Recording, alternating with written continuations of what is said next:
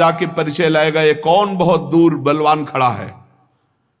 भगवान अग्निदेव सामने गए और कहा मैं परिचय लेके आता हूं। सामने गए, कहा तुम यक्ष कौन हो, ऐसा यक्ष तो हमने कभी नहीं देखा, तो उनका पहले परिचय बताओ, तो तुम परिचय जानने आए हो हमारा, तुम कौन हो। तो उनका मेरा परिचय तुम जानते ही होगे, मुझे अग्नि देवता कहते हैं, मैं अपार बलशाली हूं। अच्छा, क्या कर सकते हो तुम? पूरे त्रिभुवन को सूखे उपले की तरह भस्म कर सकता हूं।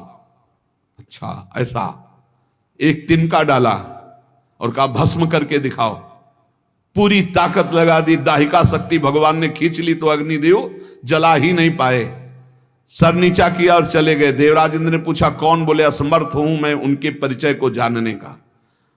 भगवान वायुदेव, उन्होंने कहा भगवान मैं अभी गए, कौन हो तुम?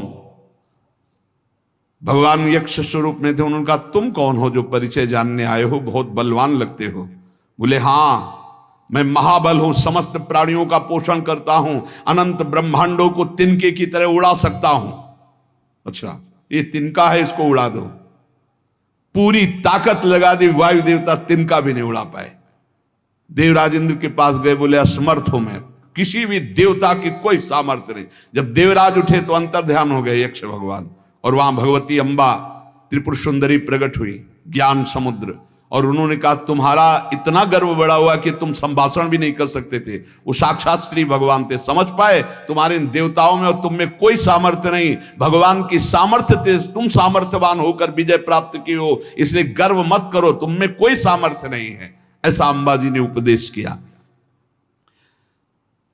इसलिए साधक में जो परमार्थ की सामर्थ्य आती है वो भगवत प्रदत्त आती है। वो जो प्रयत्न आता है साधना में वो भगवान की कृपा से आता है। अगर अहंकार कर ले तो विघ्न पड़ जाएगा साधना में।